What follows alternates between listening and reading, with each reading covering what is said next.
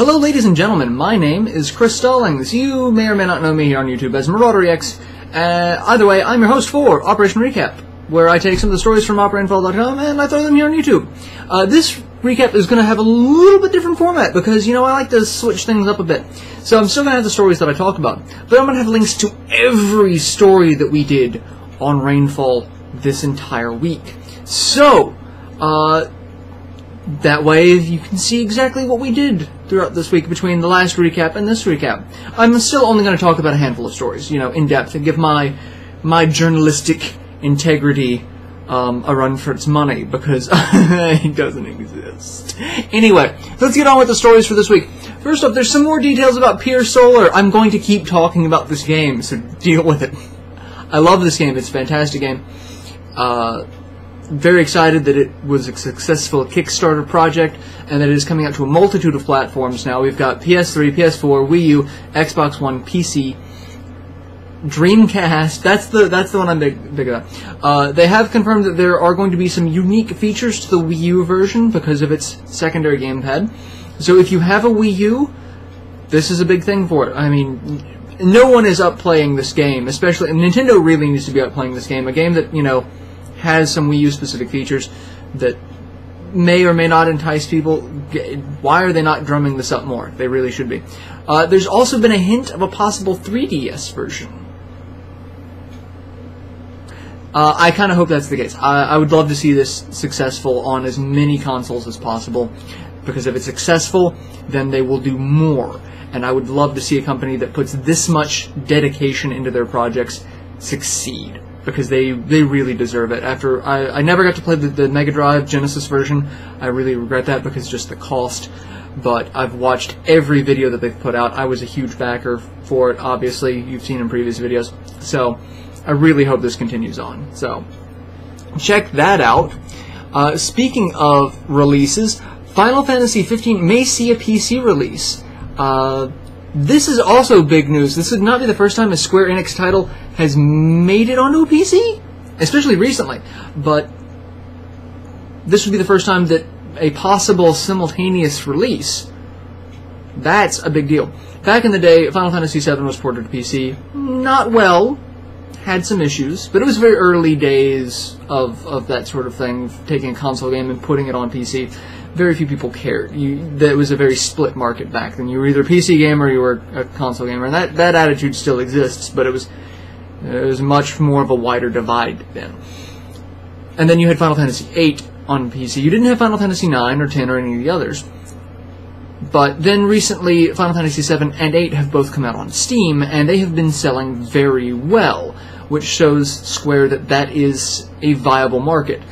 So it's enticing them to say, well, if we're going to release this on consoles, maybe we should just optimize it for PC as well at the same time and release altogether. You know, it's a pipe dream. Who knows? Square, they do things, and the rhyme or reason we do not know. So let's see how it goes. I'm kind of curious about it.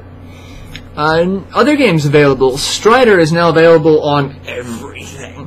PlayStation Network, Xbox Live, and PC, which means that you can get it on PS3, PS4, Xbox 360, Xbox One, or Steam. Buy this game. I just downloaded the demo on my PS3, and Strider, Metroidvania, amazing. Retro blowback. Like, I went through and I was showing a friend of mine the classic Strider, because he had no idea what Strider was. I showed him the classic arcade Strider, and the scene where all of the communist bad guys form some sort of giant robot with a sickle and hammer. And then in the demo you fight a very similar robot, minus the sickle and hammer, but a nostalgia throwback. It was amazing.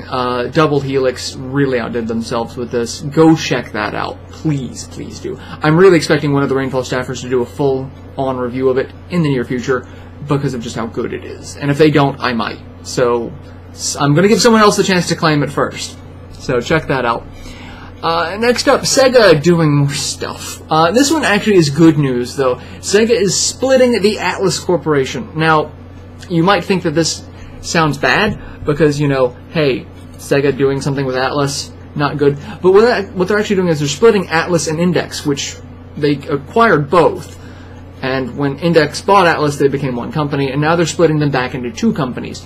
Atlas will be the gaming side of it. Index will deal with everything else that the company used to deal with, other than games. So Atlas will take all of the IPs that both companies had that were gaming related and deal with those. One of the biggest things about it is Index Digital Media, which is the western side of it, is officially changing its name to Atlas USA Incorporated, which is the first time Atlas has been a brand name rather than just a label since 2010, since they got purchased. That's huge. That's a big deal, because that means Atlas has, a name now rather than just being part of Atlas Index, which is what they were for the last couple of years. Not that they didn't do good work as Atlas Index, but this is... I'm hopeful that Sega might actually do something good with this company. And I know I'm getting my hopes up just to be crushed because track records and all. But here's hoping. Here's hoping. Last but not least, Final Fantasy VII Remake would be a daunting endeavor. They say it's a huge responsibility. There's been talks since the release of the PS3 that a remake of 7 could be possible. The tech demo to show off the PS3's power, redoing the opening scene from 7. And then everyone's like, oh my god, they're going to remake 7. They're not going to remake 7 anytime soon. They've gone on record saying that they're not going to remake 7 until they have nothing else that they could possibly remake. Just because of the size and the scope of 7, it changed the game, so to speak.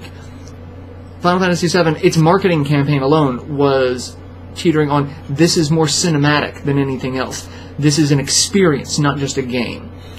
And so the fact that it caused that just huge shift in the gaming industry back then, that they're almost scared to try to remake it, because there's the, can we live up to the fans' expectations? So they've said that they're not going to do it until they know they can do it right. And they also talk about some of the other things that could get in the way. It's like it would be a huge responsibility.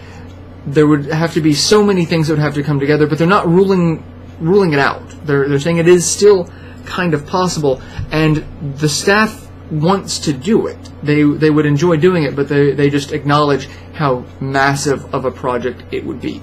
So there's always still talk about this game being remade, even to this day. It's been forever.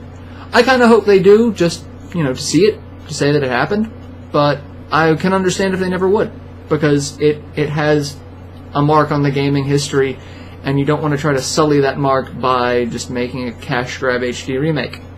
So, yeah. So those are all the stories that I'm talking about this week. Like I said, all of the other stories from Rainfall are going to be in the video description. So let us know your thoughts and feelings. Let me know what you think about the change to the format, if you want to see all of the links or just the ones that I talk about, and then just like a general link to Rainfall so you can go and browse the site. Whatever. I like to hear your feedback about how I'm running the show, because interaction is fun. This is why I put my face out here for whatever reason. So yeah, go check out all those stories, all of the stories. Go check them out. We've got a lot of reviews. We've got a lot of first impressions. We've got a lot. Fantastic series if you haven't read it. The Building Character, go check that out. It's opened my eyes to other people's interpretations of various characters. So that is the thing I'm going to plug this week. Building Character, go check that out, because all of them are amazing. My favorite one so far has been Building Character Frog, Glenn from Chrono Trigger. Go check that one out. Yeah. Meanwhile, I'm going to go and enjoy the wonderful weather that is happening in my neck of the woods with, various storms and whatnot. And I will see you guys next week for the next recap. Till then, later, everyone.